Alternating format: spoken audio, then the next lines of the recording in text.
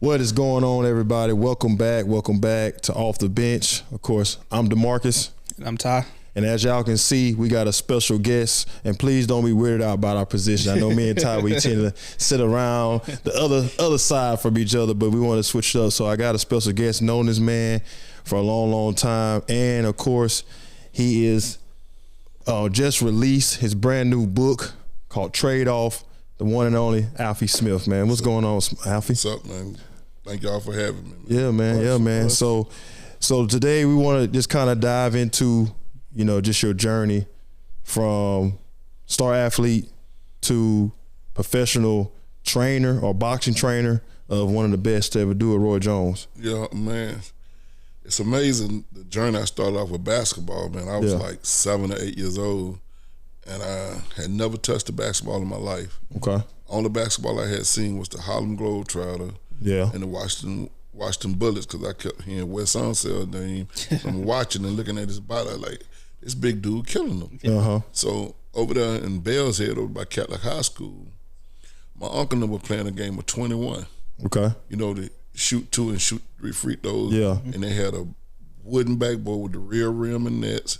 And the dirt, when you play on the dirt long enough, it become like a court. Yeah. So I pulled my shirt over my head. I was on my grandmama's porch, and I seen them playing 21 with the teenagers. Okay. So I said, man, I want to go try this.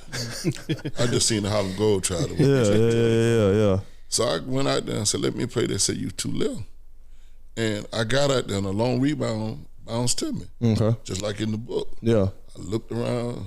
My uncle, who I looked just like, who passed, God bless the dead. Yeah. They looking for me to pass the ball back. Yeah. I let it go. Okay. All nets. Okay. Never shot. First time ever touching the ball. Golly. Uncle said, give it to him again. Okay. All nets. Okay.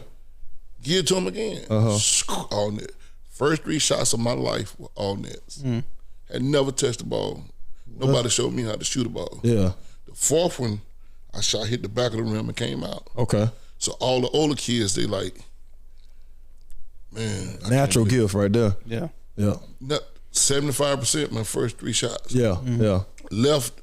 Went to Dallas the next week with my 2 twin aunts and stayed about a week and a half. When I came back to Pensacola, my other auntie, her boyfriend, picked me up from the airport and took me to Cordova Mall. Okay. That's when they had big sporting goods, had the big bear. I remember that. Yeah, I remember that. Bear in the, So they took me and they bought me my first pair of Chuck Taylors. Okay.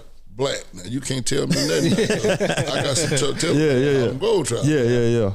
So I went to my grandmama's house in Bell's Head, and I walked up to the Salvation Army Community Center. Okay. And they was going on their 4th game, and they had about 3 or 4 boys battling for the leading score. Mm-hmm. I had on some Chuck Taylors and some brown and yellow church socks. True story. Yeah. My homeboy who played at Pine Forest told this dude, Chuck, hey, let my little homeboy play from Lincoln Park. Chuck said, you want to play? I said, yeah. Never put on a uniform. Never played nothing organized. Yeah. They were going into their 4th game. My first game of my life, I hit 48. 48 points. 48 points. Yeah. First game. And how old were you? 8 years old. 8 years. My first game, at 8 years old, I was averaging 38 points a game. So you talking about NBA prospects in 8th grade. Yeah. Imagine social media back then. Yeah. About to say, you'd have been on fire. That first game, I was the lead scorer, and they were going in their 4th game. Mm-hmm. It was just, I was gifted with talent. The next, I played baseball. The youngest thing on the team, left field, I had the highest batting average. Okay. First time playing football, I was a quarterback. With nobody showing me nothing. Just a gift. And then when I went to college, my roommate broke my finger in a walkthrough practice. Okay. Because my coach, Coach Kelsey, I guess he was getting a couple of calls from overseas, and when you're in college, your name is in a computer. Yeah. And I was in NAI District 27. I was leading in steals, free throw percentage, 3-point percentage, assists, and I was averaging 10 points. So you standing out. You standing out big. So I'm standing out. So he was getting calls. We get ready to play Troy State, and my roommate reached at the ball, snapped my finger. So I had to sit out my senior year. So when I came home for the summer, I went to UWL. I was in shape, and they was playing. God bless the dead. Dennis Clayton used to hang with Roy Jones first. Okay. And we was playing, and I was killing them. Yeah. killing them. Yeah.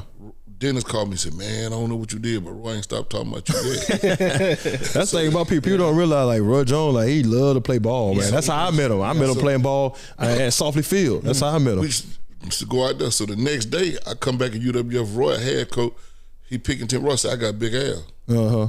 So I'm on his team.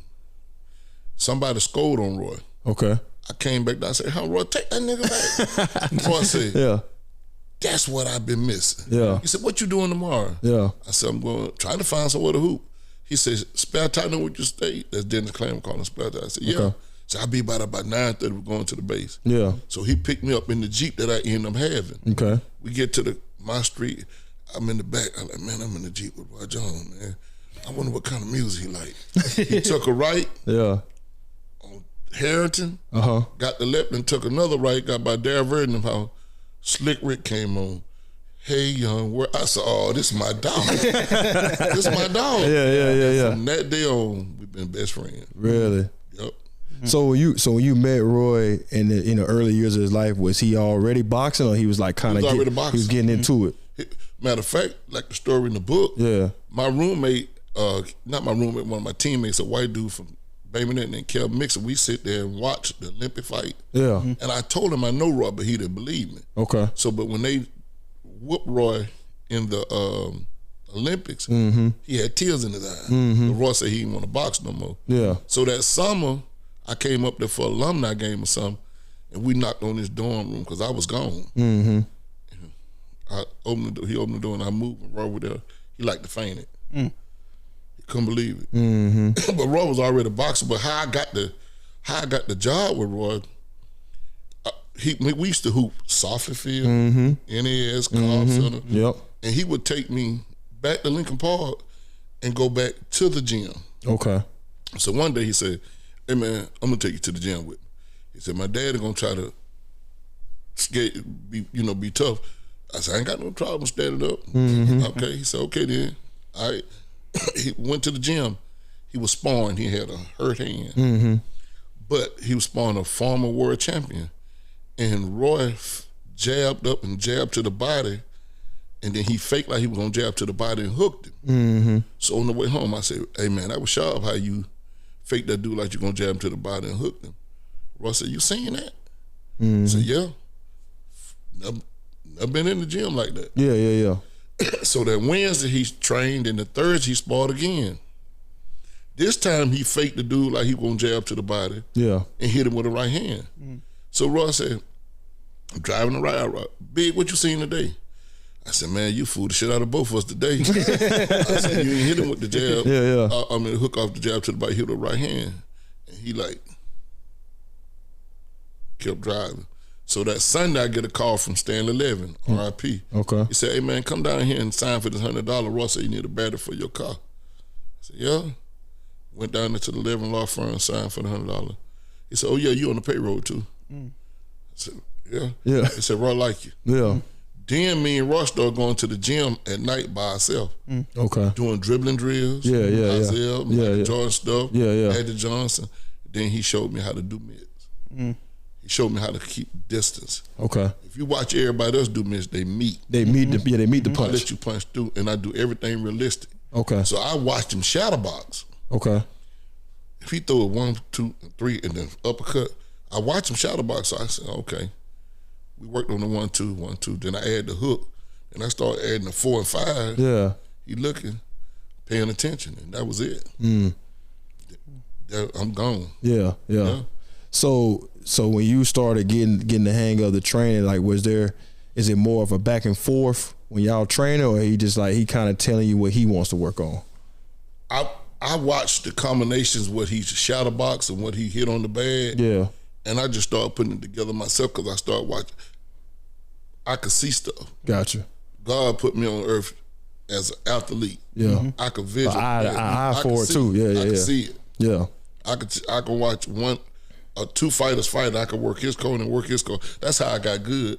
I watch fighters I don't know. I work this corner and work that corner. It's repetitions in anything you do. Gotcha. I got you. So I know in your book too, you were talking about your injury that kind of knocked you off that path of being, a professional athlete yourself. Yeah.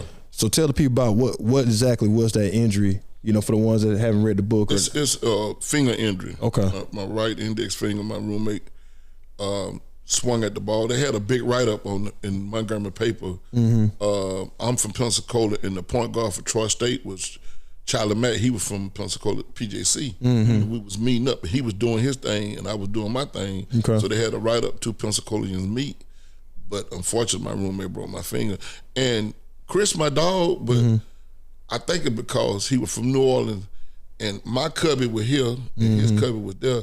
And his mama looked young, so I used to take a picture, put it on my side. I think he broke my finger for that. Yeah. Hey, say, bro, you gotta leave my mama picture. Yeah. It's like, nah, you owe me that one. Yeah, he's still my dog. Nah, that's cool. That's what happened, man. And like Roy said, man, when he first went to USBL, CBA, he said them coaches would have drove me in a limousine because the way I pushed the ball. Man, I worked with Chris Bogan. I worked with your dad. Yeah. All of them come up under me. Yeah. Now, if Chris Bogan would have had your dad mentality, he'd have been in the pros. Yeah. Cause that's what everybody told me growing up, man. My dad was a beast, man. Oh man, your dad was Division I mind in high school. If Chris would have reversed the role, he'd have been gone. Yeah. And I just think then, you know, times were so different. Like the NBA was, you know, not as attainable as a lot of kids now because of social media and everything too as well. So once you got done with basketball, got into boxing, I know in your book you talk about a lot of celebrities you've met. Oh man. So give us a little bit of a rundown on some stories of people you've met over the years of. I'm on phone call basis with Eric Dickerson. Okay. My dog, you know, we danced like New Edition in high school, riding the boat. We was True Edition. True Edition. It was True Edition. I like that. True Edition. Okay. We danced at Pine Forest Variety Show. And my first time ever doing it. Yeah. And they let them curtains back, and I used to run and start the routine off. Okay. Man, when I seen all them people in that gym, I turned back around. And walk back on stage. Well, I ran into my home, but we had to start over. I told Ryan about the story. He said I pulled a Bobby Brown. But, you know, me and him phone call basis. Yeah. I used to be phone call basis with Jamie Foxx. Okay. R.I.P. the Time Out Martin Show. Yeah. Tim Hardaway. Okay. Me and Faison Love was thinking about going in business together. Okay. Faison, you know, played Big Worm and Friday. Yeah. That's my dog. Yeah. Of course, I got a chance to meet the GOAT. Yeah. Michael Jordan. Yeah. And we stood up, man. We talked for about 30 minutes, man. Yeah. And when I watched The Last Dance, and my preacher, Reverend Frey, that helped me write this book, said, Big Guy, you ain't even looked at this. They said people wait an hour to get a glimpse of Michael Jordan. Yeah, that's true fact. Yeah. And he done palmed my stomach about 3-4 times. He did say like a ball. Okay. Yeah. So they knew me from our outfits because Roy was signed with Jordan. Yeah. So they make the outfits. So my other trainer from Bahamas, he already had met Mike. Okay. So we was at a premiere commercial in LA and waiting on Mike. I'm just anxious to meet him. Yeah. And he came in. Mario, hey, Mike, this Big Al. Mike said, finally good to meet you. Mario's, take a picture, Big Al. Mike said, yeah, come on, take a picture. So here comes the bullshit. Me and Mike standing up posing for the picture. I said, hey, Mike, you know how everybody talking to them, Michael Jordan? He said, yeah, man. I said, you taking a picture with him, man. So Mike palmed my stomach. He said, yeah, about 20 pounds ago. So we went into this big old room, bigger than this, to his office. Okay.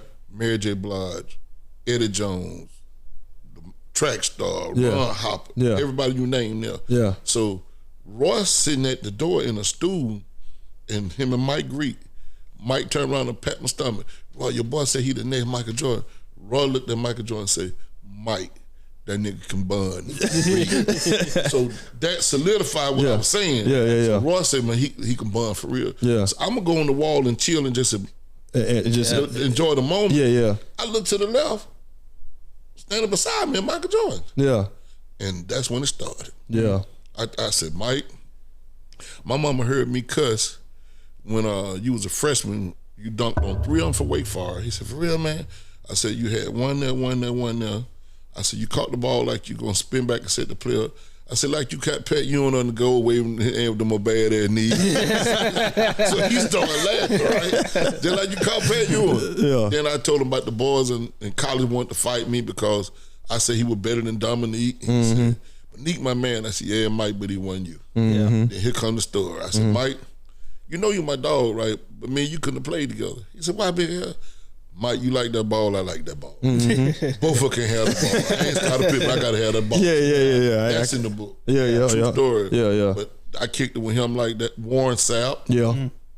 I mean, Derek Brooks down. Yeah. Emmett Smith. Yeah. So what's I hate to cut y'all, but so growing up, I've heard, and Ty, Ty's not from here, but we talked about this before. I've kind of heard ups and downs about Emmett. No, I'm finna go on. Okay. I'm gonna clear that up. Okay. We was at the ESPY Awards. Okay. Me and Emmett called each other Smith. It's in the book. Yeah. I was in the mics. He was in many mics. We used to walk home from Simon Numbing together. Okay. So here's the deal. Emmett does a lot for Pensacola. Mm-hmm. Them kind of people got already stuff to go into charity. They got turkeys come out certain month. Mm-hmm. But he just don't holler Pensacola like that. Mm-hmm. But he does a lot for Pensacola. Okay. So he wanted me to ride with him and Jeff Blake to the ESPY Awards. But we were standing up by the payphone talking. And me and Roy wasn't going to go. So I said, Emmett, you know what, man? He told me he was on contract with his signature. Okay. Like me and Roy ain't on contract with him, so we can sign anything. Yeah. That's the deal he made. His agent could sue him. Oh, So okay. people didn't know that. Yeah. So Smith people don't know. I said, I know, I understand that. I said, but Emmett, check this out.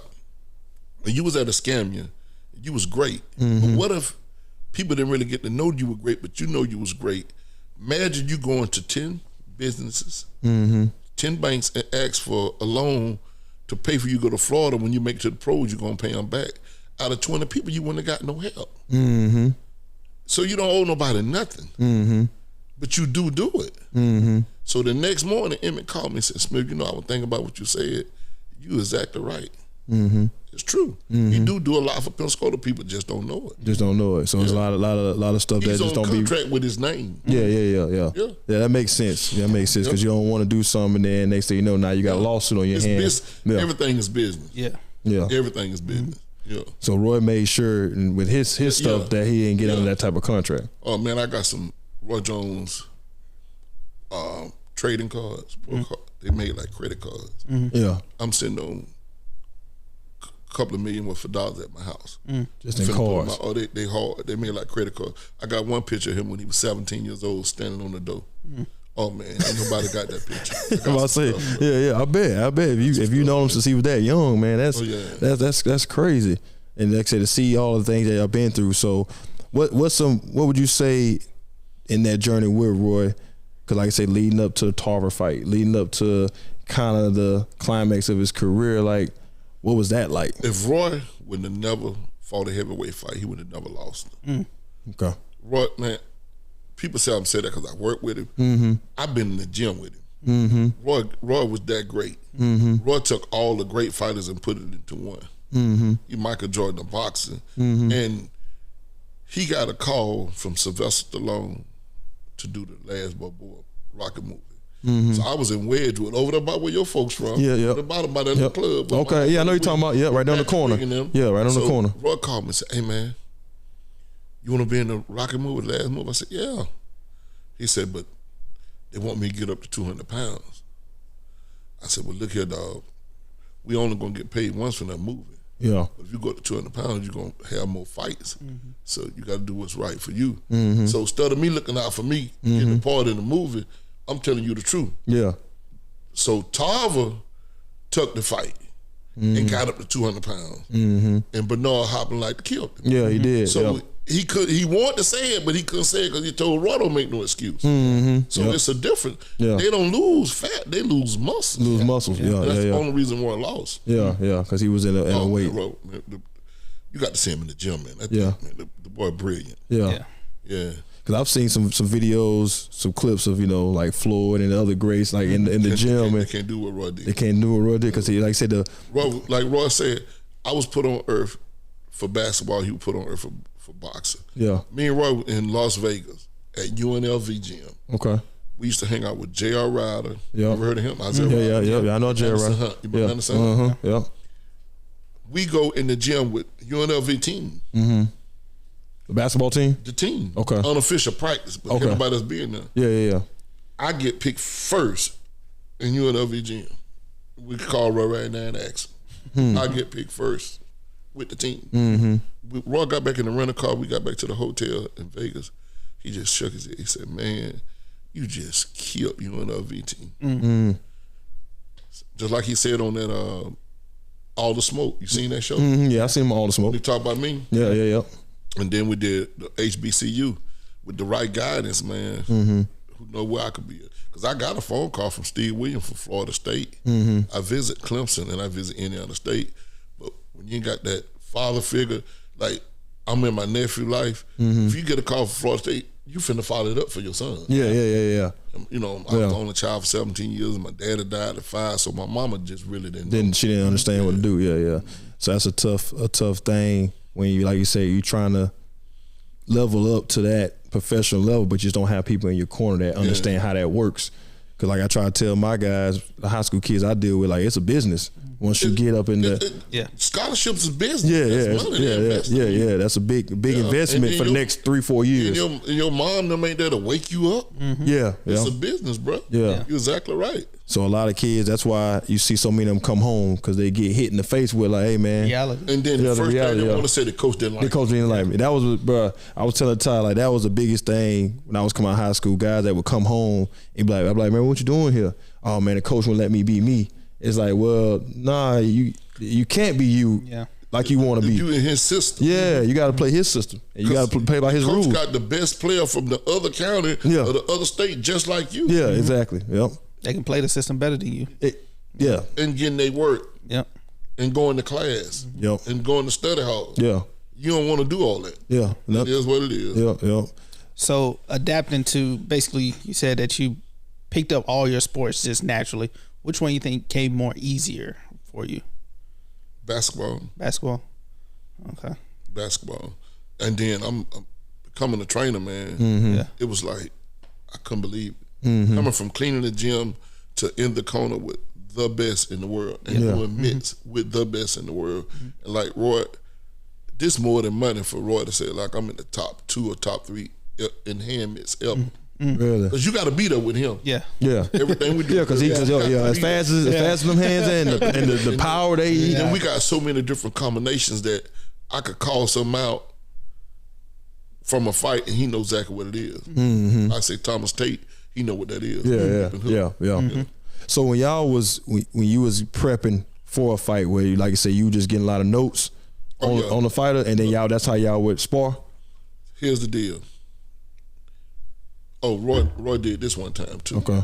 To check me. Okay. He told me that I'm thinking about fighting this fighter. Watch a film on him, see what you say. Now he already had watched it. So he doing this, he can trust in me. So I called him out. I said, oh man, he got too much weight on his front foot, weight on his back foot. His weight ain't something. He coming forward with his jab. We're gonna kill him. He said exactly. So he ain't had to worry about it no more. He just wanted to see if you got weight. It's just like all sports relate to each other. If it's a slide, you want your weight centered. If your weight going too much this way, Roy finna kill you. If you're going too much this way, he finna kill you. The weight got to be centered, and you can't cross. It's an imaginary line out there in boxing. Yeah, cross that line you want to. Okay. That's that line. They say you cross that line, you get caught. Yeah, every time. So how much similarities did you use in your basketball to coach him in football? Because Roy's pretty good at basketball too. Like you said, he be in the gym and everything else. So when we worked on dribbling drills, I showed him. Like I said in the book, I told him, right, look, don't you change your damn shot no more. So I just coaching. Yeah. I coached in the charter schools. I coached at Ruby Gaynor, and I coached at Scammon Charter, and I coached at Lighthouse. Florida FSHA called a coach at the Scammon and said, who is the coach at this charter school raising all that? Because I can relate to the players. Yeah.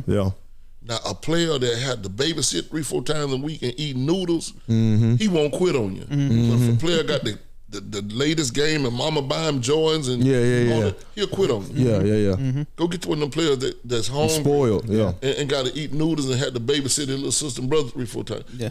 He'll go to war with you. Because he's trying to get out of that situation. I put all that into everything I do, and especially relating to the players, bro. If you play for me and you ain't shooting the ball when you wide open. Come help me, coach. Come on, sit down with me. Yeah. We got 2 boys played for me. Yeah. They could have went anywhere in the world. They played for me at Ruby Gaynor. Yeah, Sean Andre. Yeah. True story. My whole first 5 that year, every one of them averaged over 10 points. Yeah. Never heard of them. Yeah. 1 5 averaged 10 points. Yeah, that's good. Because like I said, you got to be able to put the ball in the hole, man. Me and Roy work on turnovers by shooting the ball. You can't turn the ball over shooting the ball. Yeah. Nah, I can call him right now. How we work on our turnover, dog? Shooting the ball. You're getting them shots, so you ain't got to worry about turning the ball over. So while you were doing all that training, did you ever get approached by anybody else to to take like, hey man, come over here, we got a better situation? Calls all the team, all the time. I got called to London, Sheffield, England. I get calls all the time, man. Everywhere I go and they see me do miss, they want to hire me. Mm-hmm. See if you could bring it out of their fighter. It's what I try to tell people.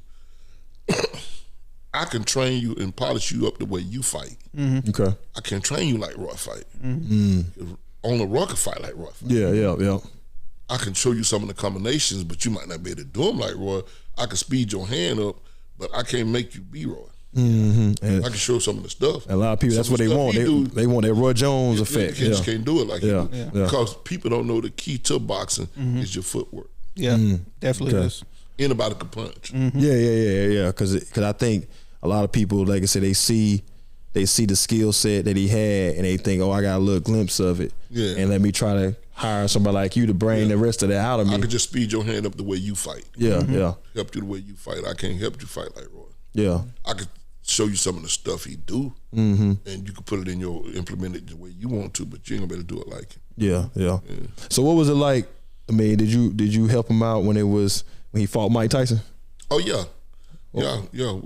We really had some stuff set up for Mike. Okay. But it was an exhibition, and they really could knock each other out. Yeah. But me and Roy prepared for that because you don't know what Mike Tyson you gonna get. Because he said because he was on that same podcast on All the Smoke. He was talking about like, man, look, don't let Mike fool you. That still got power. And he said his head movement was still like next level. We hung out with Don King and Carl King used to call me. We was with Mike crew, and one time they was thinking about let me train Mike for a fight in Dubai. Okay. And I told Carl King and his people, I said, look, man, tell Mike might hit him in the head with the bat. He started that shit. me and Mike then kicked. I talked to him in a Motown Cafe. He know who I am, yeah. Okay, good. So now that you got the book out, have you, would you say, experienced life a little different now that you're not in boxing versus being in boxing? Like you just talk. I'm still in boxing. Okay, you're still in boxing. Me and Ross still working fights together. Okay. I got a fight in Lafayette, Louisiana, named Keon Papillon that I trained his dad, and his dad was Roy's #1 sparring partner. Okay. So me and Roy I work with Roy with his fighter, so I'm still in the game. Yeah, because I know he still doing things with, I know Island Fights, he was doing stuff with them a little bit. His own RJJ Promotions. Got you. Okay. We be everywhere with Topness, Washington, just come from Dallas, maybe going to Dallas day before Thanksgiving. So still in boxing. Yeah. Good. And then in the book, man, I got a soundtrack. It's songs dedicated to my wife. It's called Phases of Grieving. The first video is on YouTube. I got my YouTube channel called Life of Big Al. Okay. And some of my homeboys, grown men, have had tears in their eyes because they know me and they know my wife. Yeah. And I got 2 more songs coming out. See You in the Next Lifetime and I Don't Want to Be Alone. And then I'm gonna do a video for the cover, the trade-off. Actually show me and Roy hitting mitts and shooting jumpers, and we're gonna do the video like documentary style. Okay. Now let's talk about a little bit of Roy the rapper. Hey man, you know what? Seriously though, Roy body head banger. I ain't gonna lie. That first album. Listen. That first album was hitting hard. I'm not gonna lie. They just didn't give him a chance. Because he rapped. And some of the stuff Roy wrote. Yeah. I like, man, you wrote that? He said, yeah. He actually could write. Yeah. I ain't gonna lie. If you know who our dog is, man, it's Scarface. Okay. Matter of fact, I got to send Scarface and his DJ 2 signed books, man. We done did countless rounds off Scarface music. Yeah. Mobb Deep, Jessica, Run DMC. Yeah. Face Our Dog. And man, Roy actually really could write for real. Yeah, that's what I said. Because He just ain't gonna give him a chance. Yeah, because he was a boxer. Because like I said, now everybody's a rapper now. Yeah. You know, you look at anybody, they come out, they do something, and everybody applauding it and really follow. I think, like I said, I tell people all the time, like when Roy came out rapping, he just came out at the wrong time. Yeah. If he were doing it now, it'd be a different story. Man, because look, man, I got a OG Teddy Wheat, the greatest, and my nephew Fly Game Dre. You know him, Derek's son. Yeah. The truth, man. Yeah. The song in my book, See You in the Next Lifetime. Okay. He had originally did one with a girl from Navarre. Okay. And my preacher wife was gonna re-record it. He couldn't find it. So he said, you know what, because the girl had to leave with a child. He said, I'm gonna do another one. Better than that one. God is my witness. That boy didn't have no music, no nothing. He wrote that second song in that book in 5 minutes. And described my whole life with my kids and everything. In 5 minutes. In 5 minutes. You could call him and give him a topic right now. Within them 10 minutes right there, he'll write you a song. I'm telling you. Yeah. The kid is phenomenal. He's music in the boy 22, 23. Guess who his favorite artist is? Who? David Ruffin of the Temptations. Man, get out of here, man. Got that old soul. Yeah, well, I said that's an old soul right there. It's David Ruffin and know everything about the Temptation. Yeah, that was a fire group now. Fire group. Like I said, they had the issue which a lot of groups did back then. Yeah, he was the host of it. That's what I'm saying. That's another thing about Roy that I enjoyed the most growing up with him was that he always made sure he let everybody know who he was and where he from. Yeah. So I think without him, I don't think Pensacola would have, got on the map like it has. Yeah. And we've had a lot of talent come out of here, but he's always water on his chest. Yeah. And that's one thing I've always liked about him is that, just representation, man, which is Since good. He in the Hall of Fame and kind of retired and like we did the interview for HBCU and all that. Yeah. And I look back at some of the clips, I'm there and I'm actually his right hand man I know him. Yeah. I know him that I know him. Yeah. Like I said on the interview, if we call each other, we could tell how we say hello is something wrong. I mean, that's how close we are. Yeah. So Roy going into the Hall of Fame, what that mean to you as well? Oh yeah, because I know it means so much to Roy. Because people congratulate you as well as they congratulate Roy because you're part of the team.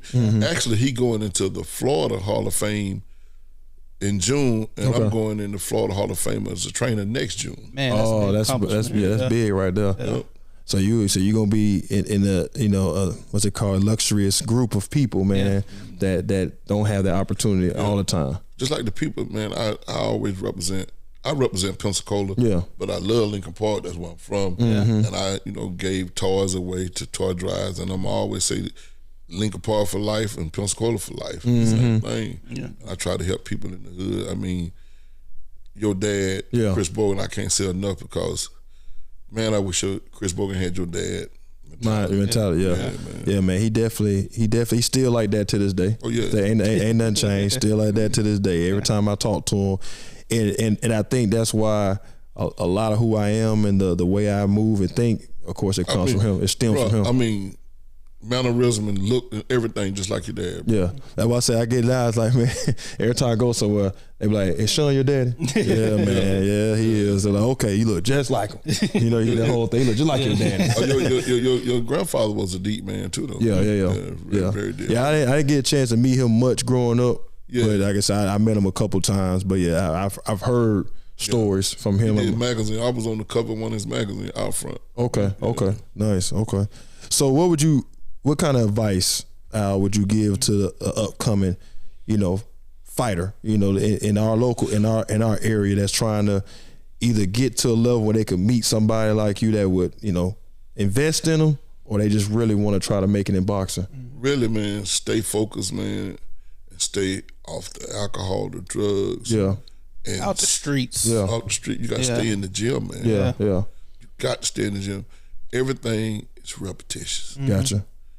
Everything repetitious because, I mean, you got some cats walking the street are world champion. Because they got the heart. Put a little work behind it, the footwork. Develop the skill. Yeah. You got to stay in the gym. Like, God bless the day of my fighter, Ezra Sellers. He died before my wife. And we trained the whole year without a fight. one time he was dropping me off at my mother-in-law's house. He got a phone call. A fighter had hepatitis and was fighting for a cruiserweight belt. We left training, took a shower, got on a plane, and went and won that fight the next day. Nice. 1 day notice. Yeah. Because we was already He's always prepared. Yes, like they say, stay ready so you don't have to get ready. Because when you like on Mayweather, De La Hoya, and Roy status, you know that you got mandatory defenses on your belt. So sometimes when you see that when they put all 3 of them belts up at one time, it mean they defended all of them one time. You got certain days to defend that belt. That belt. So that's why I'm trying to have four belts so they on the line. Yeah. But when you up and coming, that phone can ring just like that, and you gotta be ready. Yeah. So they know, Roy know, I'm fighting October the 3rd. Up and coming fighter, you don't know when you're gonna fight. And then after that one fight, you don't know when you're gonna get your another one, depending on your performance from that one fight. Gotta stay ready. And when the opportunity knock, open that door. Like one fighter had hepatitis again. When I got home from one of my other fighters, Roy was in my driveway. He said, "Big, fighter got hepatitis. They want to fight for the heavyweight title." I said, "When we leaving and when we training?" He said, "That's why I came to you, because I know you think just like me. You might not get the opportunity again." Especially we talking about going up and have a chance to win a belt on a whole nother weight class. You know that, because like I said, him going to the heavyweight and being able to do that, man, that's big to be able to go do that. Because like I said, he was dominating his spot, no problem. So that's why I say it's definitely, you know, you always want to stay ready, so you ain't got to worry about getting ready for any opportunity in life. Period. Not ain't just boxing, just life. Period. Life is a game. And then, like my preacher said, man, you picked a hell of a topic for that book. Everything is a trade-off. Yes. You go to church, you trade off your time for being in church to go to heaven. Everything is a trade-off. You gotta give up something to get somewhere. Absolutely. So tell people a little bit about where they can find your book at. Right now, like you got the signed copy. Yeah, that's exclusive now. Everybody ain't getting no copy like that. That's exclusive now. One not signed, I signed them in the store, but I signed one personally. Yeah. Barnes and Noble. Okay. Books a Million. Books a Million you can order Amazon. Okay. Simon and Schuster. You ever heard of Simon and Schuster? Them the big dog. Okay. Them my distributor. Okay. Because I asked Lil J from Rap A Lot, you know, throw me some pointers to help me out with the book. So he asked me who was my distributor. I said Simon and Schuster. He said, "Oh man, you don't need no help."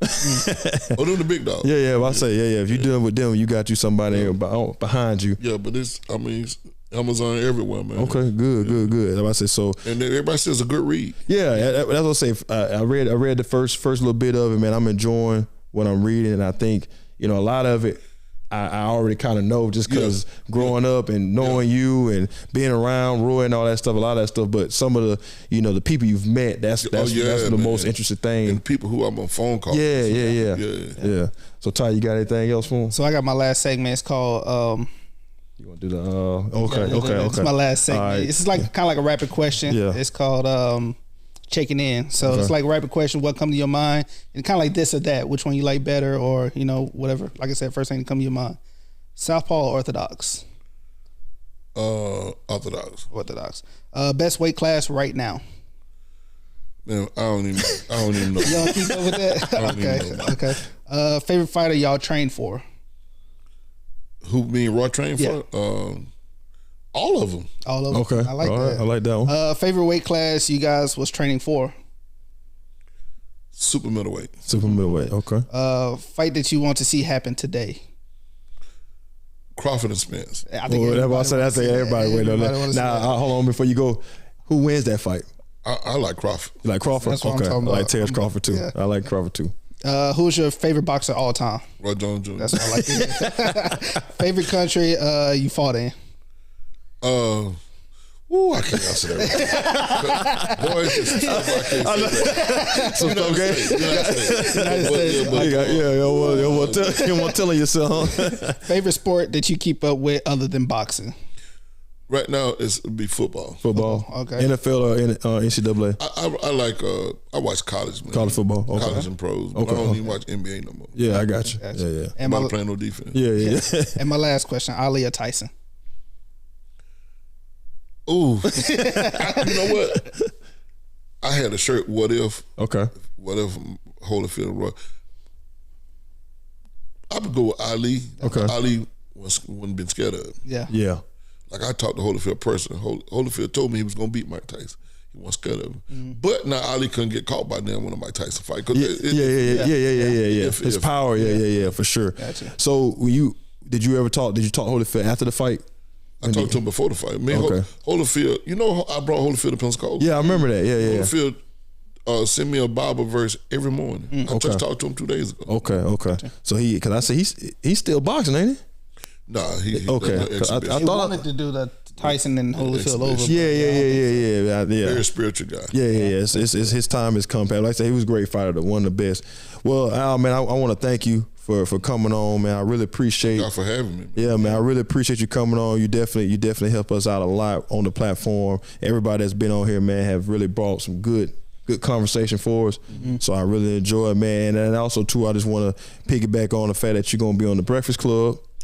Well, it's in the working. It's in the work. Breakfast Club and Steve Harvey Show. Okay. It's gonna happen. Well, y'all stay tuned for that. You know, more information will come out. You know, that comes together. Definitely want to see you on there. And then of course too, I know I talked to Dre. Try to get Roy, get him on here too as well. If you get a chance to talk to him, to say, hey man, that's what Mark got going on. See if we can try to line the schedule up to get him on the show.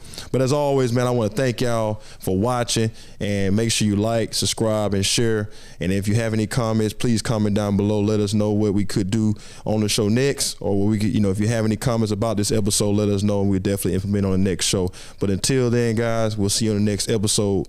Peace.